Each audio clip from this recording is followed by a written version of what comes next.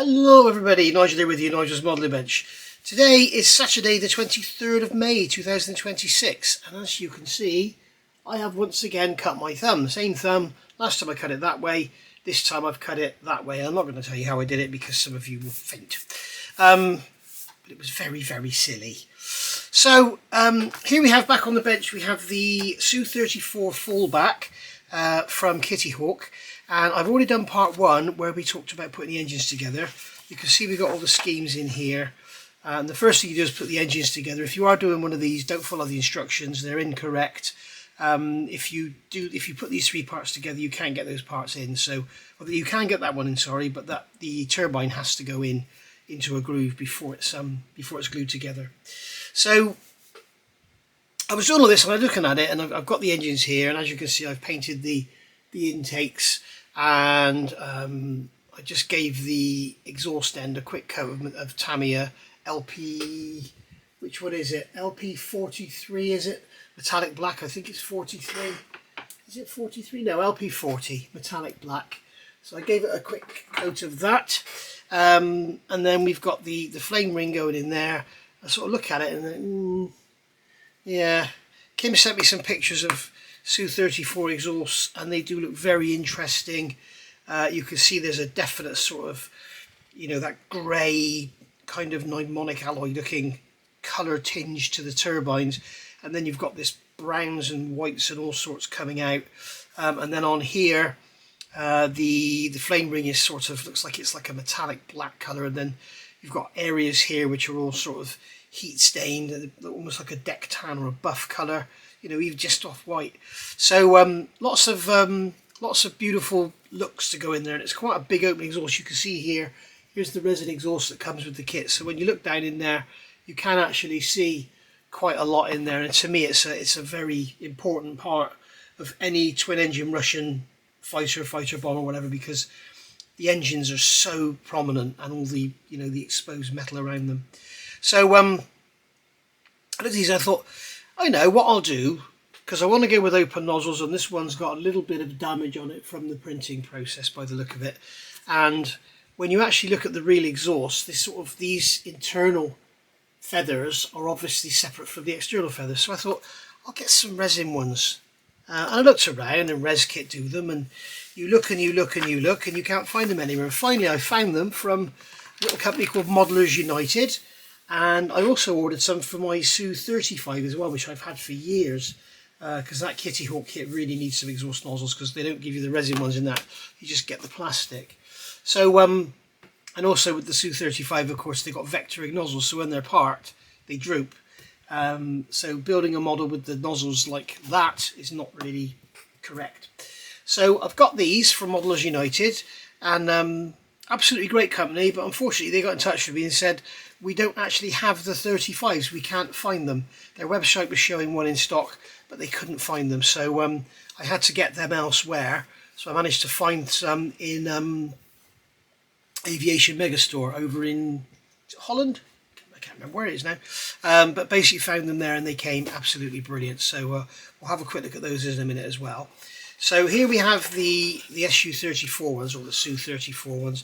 Now I have actually cleaned one of these up. There's quite a lot of work involved. One of the biggest problems I find with these, you've got here the photo etch instructions, and you've got the instructions of how it all goes together, but there's no hint as to what you need to do to the model. So I'm not sure if with the model kit you have the plastic parts, and the engines clearly drop in. So I'm struggling with this plaster on my thumb to open. Oh dear, sorry guys. So the engines obviously drop in to the fuselage, and then you put the fuselage halves upper and lower together. Oh dear, this is awful. Come on, sorry guys. All right, and then we build up the cans, and they're just going to go in from behind. So I'm assuming that the ResKit parts will assemble as per these instructions like this. So you build up a unit and then push it in from behind, but there's no indication about whether you need to remove anything from these engines. I would imagine I have to cut the back of these engines away. So if you want to do this with engines displayed, you have to be very careful about how you do it. I've also noticed there is a Russian company called Temp Model that do a complete kit of a Su-34, but they also do an engine on a stand. It looks absolutely exquisite. So worth looking at if you are interested in displaying your engines, or indeed having an engine on display stood next to the aircraft. So so basically, having a look at this, it's very, very simple. We've got a couple of bits of photo etch going onto these flame rings here, and then we've got the inner leaves of the feathers going in there, nice and separate. Then we've got the flame ring going into there, and then we've got the actual the turbine part going in there. And you can see in these resin parts, let's get this overhead light on now we've finished with the instructions. As I say, this piece of paper here, I put this in to keep these parts separate, save them getting damaged. They don't come with that in the model. So as you can see, I've got this one here.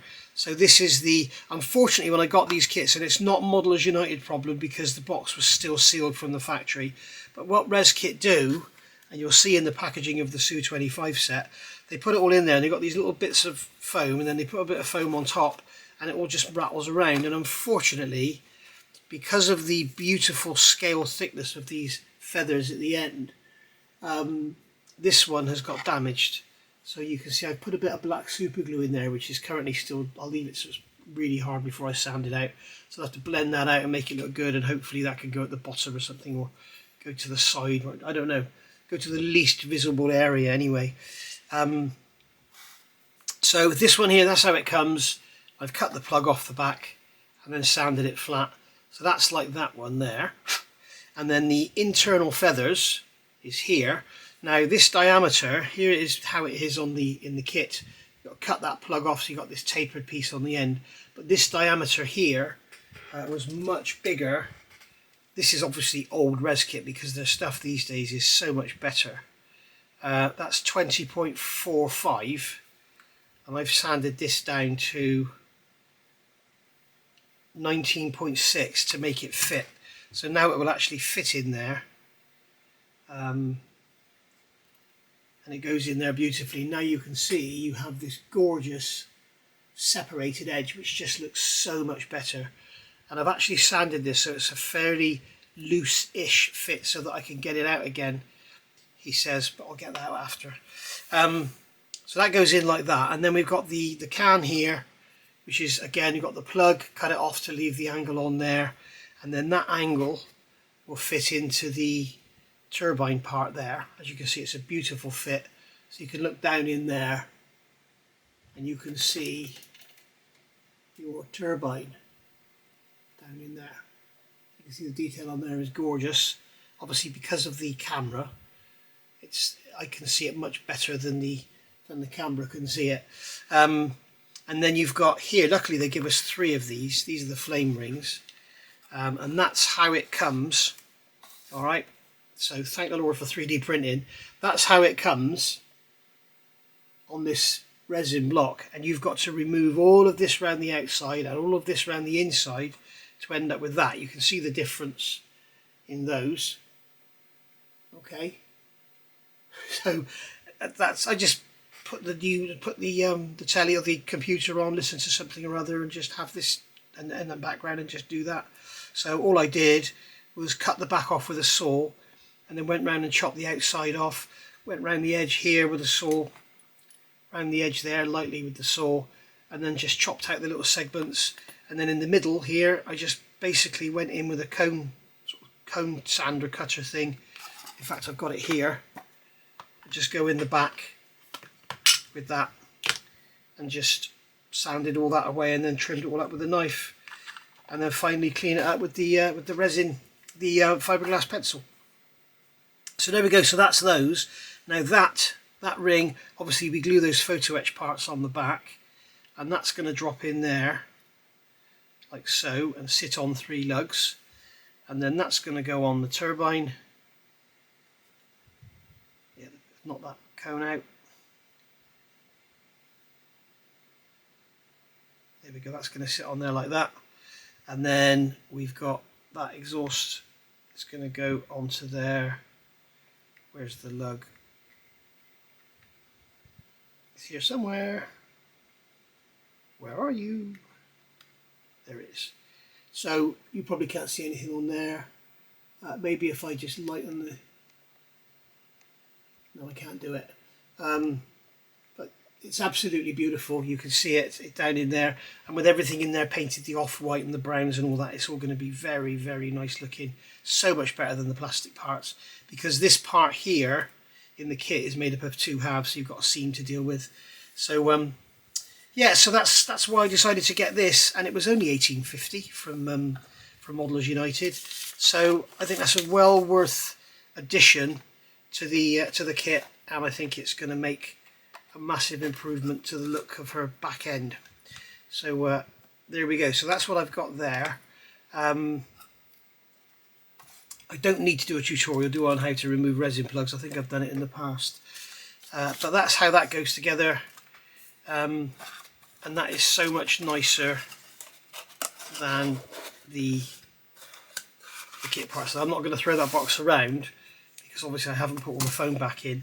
Now, if we look at the Su-35, yeah, this is the 34, this is the 35. Now these are the exhaust nozzles in the park position. As I said, they sort of droop down, which gives them a very unusual look.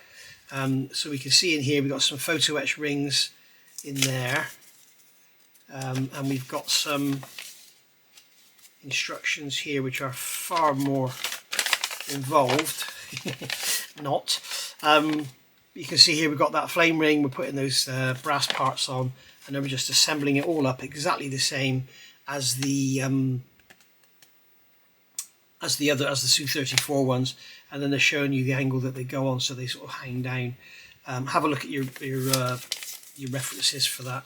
But you can see here, this is how the Res Kit do it with the packaging. They've got these little bits in here and then this piece on the top, and it all gets held together. Now luckily this one has stayed and everything is perfect, but unfortunately the kit one, the other one, fell loose and got damaged. So you can see on here we have these beautiful exhausts. You can see they have very, very thin ends on them there where the inners are going to go. So we've got the flame rings here, and you can see again we've got all this resin to cut away, but on this one the resin is much thinner. It's translucent, you can see through it, so it's going to be a lot easier to do than it was on the other ones. And you can see that there is going to go down into there the same as the other one did.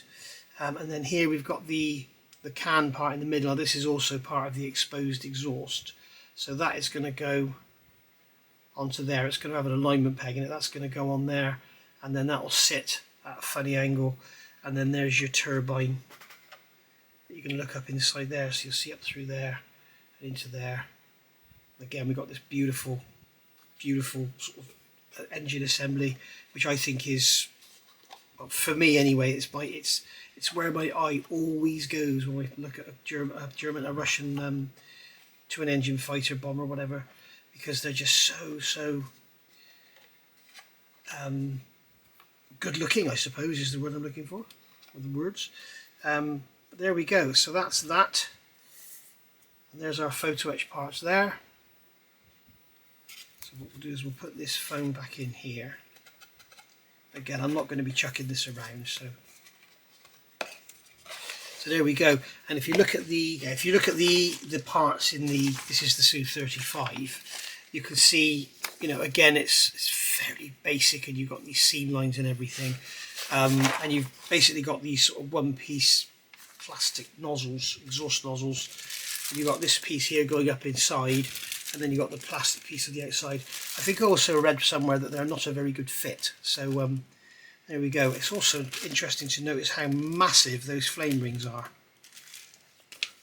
Now I am assuming, Res Kit being Res Kit, that their parts are a lot more accurate than Kitty Hawk.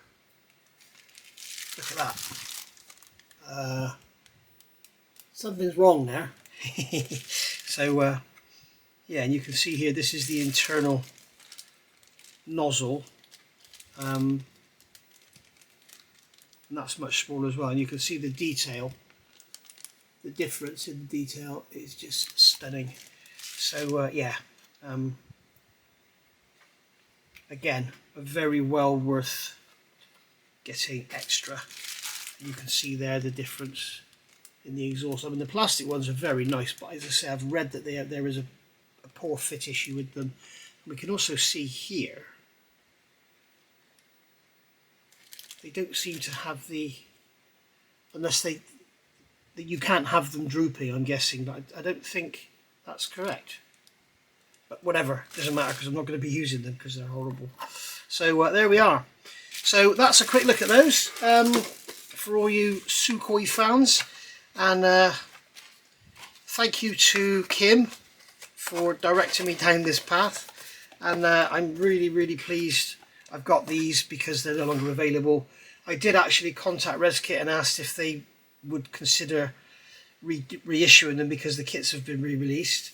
And they they said thank you for your communication, we'll look into it.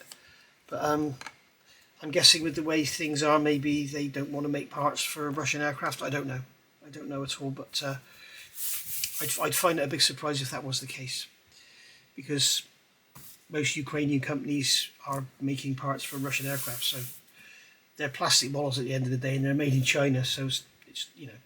Anyway, I'll see you soon. Thank you for watching. Bye for now.